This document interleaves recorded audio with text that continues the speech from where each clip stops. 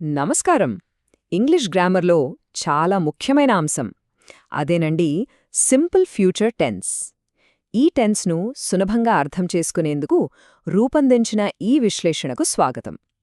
భవిష్యత్తు గురించి ఇంగ్లీష్లో మాట్లాడేటప్పుడు ఎలాంటి తడబాటు లేకుండా చాలా కాన్ఫిడెంట్గా ఎలా మాట్లాడాలో ఈ ప్రదర్శన ద్వారా మనం తెలుసుకోబోతున్నాం. అసలు ఈ టాపిక్ ఎందుకు అంత ముఖ్యమని ఆలోచిస్తున్నారా? ఇక్కడ ఒక ఆసక్తికరమైన నిజం చూద్దాం. మనం ప్రతిరోజూ మాట్లాడే ఇంగ్లీష్ వాక్యాల్లో వాడే క్రియల్లో అనగా వర్బ్స్లో దాదాపు 10% కేవలం ఈ సింపుల్ ఫ్యూచర్ టెన్స్లోనే ఉంటాయట. అంటే ఈ ఒక్క టెన్స్పై పట్టు సాధిస్తే మన ఇంగ్లీష్ సంభాషణలు ఎంత న్యాచురల్గా మారతాయో మీరే ఆలోచించండి. సరే, ఈరోజు మనం కవర్ చేయబోయే అంశాలేమిటో ఒక్కసారి చూద్దాం. ముందుగా ఫ్యూచర్ టెన్స్ పరిచయం, ఆ తర్వాత విల్తో ఉండే మ్యాజిక్, గోయింగ్ టుతో ఎలా ప్లాన్ చేయాలి, సాధారణంగా మనం చేసే తప్పులు ఎలా నివారించాలి, చివరగా ఒక చిన్న ఫ్యూచర్ టెన్స్ క్విజ్. ఇక ఏమాత్రం ఆలస్యం చేయకుండా మొదలుపెట్టేద్దాం. మొదటి విభాగం ఫ్యూచర్ టెన్స్ పరిచయం అంటే ప్రస్తుత సమయం దాటిన తర్వాత జరిగే చర్యల గురించి అనమాట. ఇక్కడ కనిపిస్తున్న ఈ బ్యానర్ మన ఈనాటి ముఖ్యమైన అంశాన్ని పర్ఫెక్ట్గా చూపిస్తోంది. ప్రస్తుతం మనమున్న ఈ క్షణం తర్వాత అంటే భవిష్యత్తులో జరగబోయే సంఘటనల గురించి మాట్లాడేటప్పుడు ఈ టెన్స్ను ఎలా వాడతామనేదే ఇక్కడ మనం చూస్తాం. అసలు ఈ టెన్స్కి సరైన నిర్వచనమేంటో చూద్దాం. సింపుల్ ఫ్యూచర్ టెన్స్ అనేది ప్రస్తుత క్షణం తర్వాత జరిగే సంఘటనలు, ఊహలు లేదా నిర్ణయాలను వివరిస్తుంది. ఇంగ్లీష్లో దీనికోసం ప్రధానంగా విల్ లేదా గోయింగ్ టు అనే 2 పదాలను ఉపయోగిస్తుంటాం. పైకి చూస్తే ఈ రెండింటి అర్థం ఒకటే కదా అనిపిస్తుంది, కానీ వీటి వాడకంలో చాలా ఇంట్రెస్టింగ్ తేడా ఉంది. ఈ తేడాను అర్థం చేసుకోవడానికి ఇక్కడ ఉన్న చిన్న గణిత సూత్రం లాంటి పట్టికను గమనించండి. మనం విల్ వాడినప్పుడు సబ్జెక్ట్ తరువాత నేరుగా వర్బ్ యొక్క మూల రూపాన్ని అంటే బేస్ వర్బ్ను వాడితే సరిపోతుంది. కానీ గోయింగ్ టు వాడాలి అంటే కాస్త శ్రద్ధ పెట్టాలి. సబ్జెక్ట్ను బట్టి ముందుగా టు బీ వర్బ్ను అంటే యామ్, ఇజ్ లేదా ఆర్గా మార్చి వాడాల్సుంటుంది. సరే, ఇప్పుడు మన రెండవ విభాగంలోకి వెళ్దాం. విల్ యొక్క అద్భుతం, ఆకస్మిక మరియు ప్రణాళిక లేని నిర్ణయాలు. ఇంగ్లీష్ సంభాషణల్లో ఈ విల్ అనే పదం నిజంగా ఒక మ్యాజిక్లా పనిచేస్తుంది. దీన్ని ప్రధానంగా 4 సందర్భాల్లో ఉపయోగిస్తాం. ముందస్తు ప్రణాళిక లేకుండా అప్పటికప్పుడు తీసుకునే ఆకస్మిక నిర్ణయాలకు, మన అభిప్రాయాల ప్రకారం చేసే ఊహలకు, ఇతరులకు చేసే వాగ్దానాలకు మరియు భవిష్యత్తులో ఖచ్చితంగా జరిగితీరే వాస్తవాలను చెప్పడానికి విల్ అద్భుతంగా పనికొస్తుంది. ఇది ఇంకా బాగా అర్థం కావడానికి ఒక ఉదాహరణ చూద్దాం. మనం ఒక రద్దీగా ఉన్న గదిలో ఉన్నామనుకుందాం. హఠాత్తుగా అక్కడ ఫోన్ మోగింది. వెంటనే మనం అప్రయత్నంగా the phone is ringing, all get it అని అంటాం, అవునా? ఆ క్షణంలో అప్పటికప్పుడు తీసుకున్న తక్షణ నిర్ణయానికి ఈ విల్ అనేది పర్ఫెక్ట్ ఉదాహరణ. ఇక్కడ ముందుగా వేసుకున్న ప్లానింగ్ ఏమీ ఉండదు. ఇప్పుడు మూడవ విభాగం చూద్దాం. గోయింగ్ టుతో ప్రణాళిక, ఉద్దేశ్యాలు మరియు ఆధారాలు. ఇందాకటి విల్కి పూర్తి భిన్నంగా గోయింగ్ టు వాడకం ఉంటుంది. దీన్ని మనం ముఖ్యంగా 2 సందర్భాల్లో మాత్రమే వాడతాం.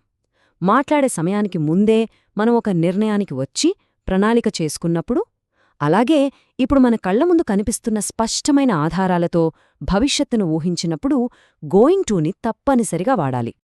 ఇక్కడ ఈ వాక్యం గమనించండి. ఆకాశంలో నల్లటి మబ్బులు కమ్ముకొనుంటే ఏమంటాం? Look at those clouds, it's going to rain అంటాం కదా. ఇక్కడ విల్ రెయిన్ అనకూడదు. ఎందుకంటే వర్షం పడబోతోంది అని చెప్పడానికి మన కంటి ముందు ఆ నల్లటి మబ్బులు అనే స్పష్టమైన ఆధారం ఉంది కాబట్టి. ఈ 2 సందర్భాలను ఒకేసారి పక్కపక్కన పెట్టి చూస్తే మీకే ఆ వ్యత్యాసం చాలా సులభంగా అర్థమైపోతుంది. ఫ్రిడ్జ్లో పాల్లేవని తెలిసిన వెంటనే అప్పటికప్పుడు స్పందిస్తే there is no milk, I'll go get some అని విల్ వాడాలి. అలా కాకుండా పాలు లేవని మనకు ముందే తెలుసుండి బయటకు వెళ్ళినప్పుడు తేవాలని ముందే ప్లాన్ చేసుకుంటే I know there is no milk, I'm going to get some later అని చెప్పాలి. ఇది ముందుగా అనుకున్న ప్రణాళికను చూపిస్తుంది. ఇక 4వ విభాగానికి వద్దాం. సాధారణ తప్పులు. ఇంగ్లీష్ నేర్చుకునేవారు తరచుగా చేసే పొరపాట్లు. భాష నేర్చుకునే ప్రారంభ దశలో కొన్ని తప్పులు జరగడం సహజం. ముఖ్యంగా ఈ 2 ఫ్యూచర్ ఫార్మ్స్ను తారుమారు చేయడం, అసలు వాక్యంలో సబ్జెక్టును అంటే కర్తను పూర్తిగా మర్చిపోవడం లాంటివి జరుగుతుంటాయి. కొందరు కేవలం విల్ గో అనేస్తారు. కాని ఐ విల్ గో లేదా హీ విల్ గో అని స్పష్టంగా చెప్పాలి కదా. అలాగే మూలక్రియకు ఎస్ లేదా ఈఎస్ కలపడం లేదా గోయింగ్ టు వాడేటప్పుడు ముందు యామ్, ఈజ్, ఆర్ వాడటం మర్చిపోవడం లాంటి చిన్న చిన్న పొరపాటులు మనం సరిదిద్దుకోవాలి. 5వ విభాగం ఇంటరాక్టివ్ ఫ్యూచర్ టెన్స్ క్విజ్. ఇప్పుడు మన పరిజ్ఞానాన్ని కొంచెం పరీక్షించుకుందాం. మన ముందున్న ఈ మొదటి సవాలును చూడండి. అమ్మ తరువాత మనకోసం కుకీలు చేయబోతోంది. ఈ వాక్యంలో బ్రాకెట్లో ఉన్న మేక్ అనే క్రియను ఫ్యూచర్ టెన్స్లో ఎలా వాడాలో ఆలోచించండి. ఏ ఫామ్ వస్తుందంటారు? అవును, మూలపత్రాలలోని సమాచారం ప్రకారం ఇక్కడ సరైన సమాధానం విల్ మేక్. ఇక్కడ అమ్మ భవిష్యత్తులో చేయబోయే ఒక సాధారణ చర్య గురించి మాట్లాడుతున్నాం కాబట్టి విల్ మేక్ అని వాడటం వ్యాకరణపరంగా కరెక్ట్గా సరిపోతుంది. ఇప్పుడు మరో ఆసక్తికరమైన సిచ్యువేషన్ చూద్దాం. జేన్ అనే ఆవిడ పార్టీకి రావాలని ముందుగానే ఒక స్పష్టమైన ప్లాన్ చేసుకుంది అనుకుందాం. అప్పుడు ఇక్కడ బ్రాకెట్లో ఉన్న కమ్ అనే పదాన్ని ఉపయోగించి ఈ వాక్యాన్ని ఎలా పూర్తి చేయాలి? జేన్కు ఆ పార్టీకి వెళ్లాలనే ప్రణాళిక ముందునుంచే ఉంది కాబట్టి మన రూల్ ప్రకారం ఇక్కడ ఈజ్ గోయింగ్ టు కమ్ అనేది వాడాలి. అప్పుడే ఆ వాక్యం అత్యంత ఖచ్చితంగా ఆవిడ ఉద్దేశ్యాన్ని బయటపెడుతుంది. ఇక ఈ చివరి క్విజ్ ప్రశ్నను ఒక్కసారి గమనించండి. She is going to start her own business. ఈ వాక్యంలో గోయింగ్ టు అనే పదం ఆవిడ మైండ్ సెట్ గురించి, ఆవిడ ఆలోచనా విధానం గురించి మనకు ఏం చెప్తుందో కాసేపు విశ్లేషించి చూడండి. మీ ఆలోచన కరెక్టే. ఇదొక బలమైన ఉద్దేశ్యాన్ని లేదా స్పష్టమైన ముందస్తు ప్రణాళికను సూచిస్తోంది.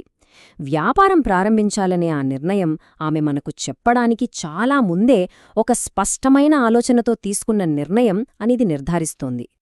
చూశారు కదా, ఈ చిన్న వ్యాకరణ సూక్ష్మాలపై పట్టు సాధించడం వల్ల మనం చెప్పాలనుకున్నది ఎంత పర్ఫెక్ట్గా, ఖచ్చితత్వంతో వ్యక్తపరచవచ్చో. అయితే ముగించే ముందు ఒక ఆసక్తికరమైన ప్రశ్న. కేవలం విల్ మరియు గోయింగ్ టు అనే ఈ 2 చిన్న పదాలను సరిగ్గా వాడటం నేర్చుకోవడం వల్ల భవిష్యత్తులో మీ ఇంగ్లీష్ సంభాషణలు ఇంకెంత అద్భుతంగా, కాన్ఫిడెంట్గా మారుతాయో కదా. ఈ విశ్లేషణ మీకు ఆ దిశగా మంచి పునాది వేసిందని ఆశిస్తున్నాను.